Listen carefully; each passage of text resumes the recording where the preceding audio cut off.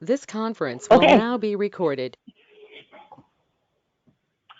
Okay. So thank you all for your time today. I'm just going to take the option here to talk about a type of humanized immune system model. It is different. Again, we had talked about it in previous meetings about the creation protocol. How these animals are made are incredibly important to the potential utility and the types of questions that you can ask with them. Jim Keck was nice enough to present on a PBMC engrafted model. I'm presenting today on a CD34 or a hemopoietic stem cell engrafted model. And if I heard correctly, Christina Howard is going to present in May on yet another type of model. So that's something that I'll just kind of put out to everybody. It's a little bit of a diverse audience. There are many people on here that have quite high expertise, but I'll stay a little general and go a little bit more granular. The purpose, again, today is mainly to provide a backstory to the Excel sheet that I think Elise was able to upload onto the SharePoint site. And I'll also have her pull that up at the end of the presentation so I can just review the filter tabs and what it means. I felt the best way for us to try to provide a case study is to also provide the actual data to that study. So that being said, I think the main takeaways from this presentation is really to have an appreciation for the types of variants that are indicative to HSC engrafted models. This is a specific type of model. It's a myeloid lineage model. That's where the EX cell comes in, extended lineage. The hue just implies, again, CD34 engraftment. Next slide. So again, the main objective is we have the ability to talk to a very diverse set of customers, everyone from academia to CROs to industry individuals to regulatory. And along the way, we find that there are a lot of people who absolutely understand and respect the limitations as well as the advantages of these models. There are others that also need a bit of clarity as it provides towards, I would say, powering their experiment with these animals. And so we kind of produced this information because we used an experiment that we had to do at Taconic. And so what better way to show people how the model, both in a good and a bad way, really do affect the study design. And so that's basically the results of the webinar and the slide deck. So next slide. So again, at the start, when we were talking about humanized immune system models in this workshop, certainly I emphasized the fact that, a really important understanding of humanized immune system mice is that they have many advantages. They also have many disadvantages or limitations. And you need to really understand what questions you are trying to ask. And so an example of this is highlighted in the box below, right? What human cells do you need? How long do you need them to be present? And what is the functionality that you need out of those cells? And that often can dictate the model to which you select. But the model is not just that straightforward, right? There are other factors that are highlighted on the right-hand side, right? So the type of strain that you pick, the types of cells that you use, etc. So next slide. So in this case, our experiment involved all of the factors that were listed in slide 3. Each one of those factors imparts a variance. That variance has to be taken as both individual as well as cumulative across the sum of a study design to understand how to adequately basically power that experiment. So again, it's not so much for a lot of individuals in this particular meeting that have quite a bit of experience, but it just might provide added clarity for those that may not have necessarily planned a study design with them. So next slide. We had mentioned this. In fact, Christina Howard is an author on this paper. This is a wonderful publication that really goes into details about all the different factors and variables indicative to humanized immune system mice, and an advocacy for reporting standards. And so I just, basically reiterate to encourage individuals to take a look at that. I think the link is on the PowerPoint as well. So next slide, thank you. So this was the main experimental question that Taconic basically was looking for. We needed to know how a factor basically impacted the engraftment efficiency and overall reconstitution of our model.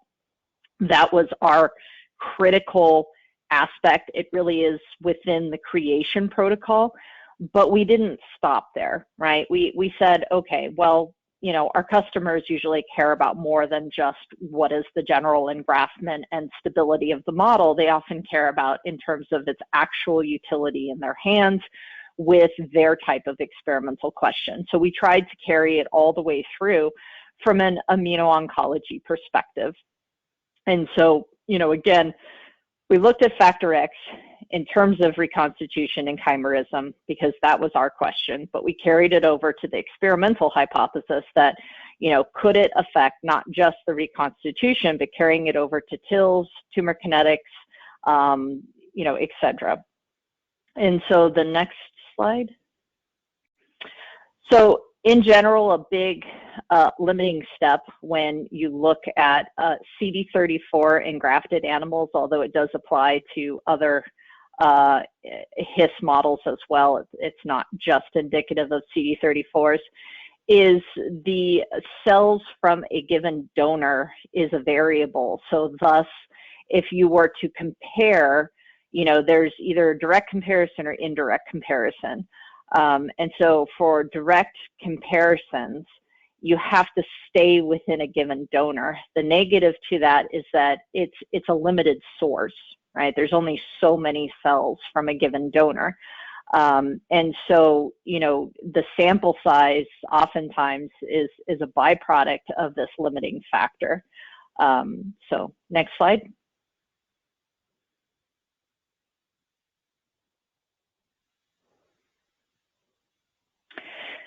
And so this is going into the I would say, a little bit granular for our study design. I would say that, again, I talked to the rate limiting steps highlighted there. We had access to what I would deem as high titer donors. So these are donors to which we classify have 2 million plus cells to them in order to make this study design, I would say, feasible. So I will put that caveat in there. We tried to ask what I would say are 3 tiers of questions. The first tier was the most critical to our experiment. We were able to answer that without issue. The second tier, I would say we somewhat could have some conclusions to. The third tier, we did not. We were unable and insufficiently powered to be able to address it. And so you'll see that in the next slide, which is a schematic of the overall study. And again, I'm going over some of this material you can take a look at later, and the actual raw data is within the Excel sheet that you see there. So this study design governed the data output that you'll see in the Excel. So basically, again, we're interested with a creation protocol change or modification, which is highlighted by the column on the far left. So we have factor X, we have factor X plus 2, and then we have basically nothing. And then we did it across 3 different donors, right? You don't want to put all your eggs in one basket. A donor can definitely impart characteristics and variances indicative, again, to that donor. So we did it across 3 different donors. We then took that within each of the factors. So you can see that it's a 3 by 3. Right, and then we cross that again with 2 different types of tumor models. So we actually have a PDX non-small cell lung cancer model, PDX small cell lung cancer line on the bottom in orange, and we have a CDX A549, which is gray, on the top there. And so you basically see that you start with a high power of animals. In this case, actually, it was an N of 60, starting from the second column, but it gets watered down very quickly. So N of 60 goes to N of 20, which goes to N of 5. The next slide. So this is the tumor growth curves for both the PDX and the CDX in the HuNOG-EXL. So again, the NOG-EXL is a myeloid lineage expressing model. It has human IL-3, human GM-CSF, and that's it. And so you can see that the A549 and the PDX actually grow quite well, with the PDX actually growing, exponentially well. There is one piece that I'll point out, and there is a star there. Elise just had the pointer next to it, which is acute body weight drop and rectification. With our particular model, users have noted in some types of tumor lines, A549 being one of them, that the animals all of a sudden dramatically decrease in body weight. So you'll see there minus 20% change in body weight. However, they rectify it very, very quickly. We have no idea what is the cause of this. But the main thing is that the rectification has to occur within a 48-hour period. If it doesn't, then I would say it's a serious, probably infarct for IUCUC in general. You can see there that we did these growth curves in humanized immune system mice. These were not non-engrafted. They were engrafted, right? Engrafted can change the tumor kinetics. And we determined on the gray box, basically our randomization criteria. So, we were aiming for approximately 80 to 120 volume with the non-small cell and 150 to 250. These are not orthotopic, they are subcutaneous. Some of the information, again, is in one of the slides previous. In the study design, it outlines some of the information pertinent to these tumor cell lines. Next slide. So getting to the overall chimerism. So you can see here that each of the three donors, this is a violin plot. So basically you'll see 3 lines. The middle line is the mean. Then it's the 75% quartile and 25% quartile. And it's a hypothetical spread of the data points based on the overall trends.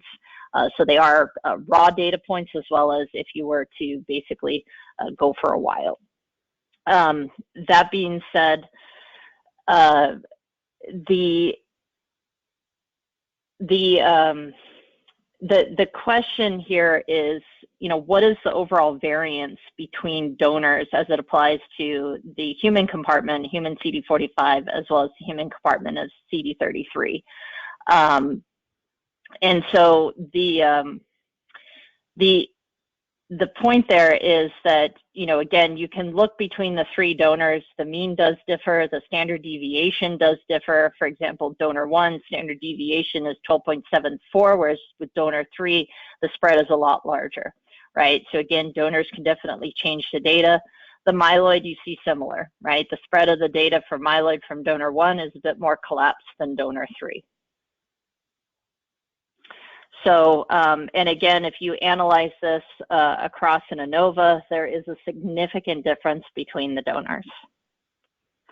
Mostly not something that I think is particularly new to people on this call, but I felt that especially having the standard deviation data might provide people an opportunity to look at power analysis software.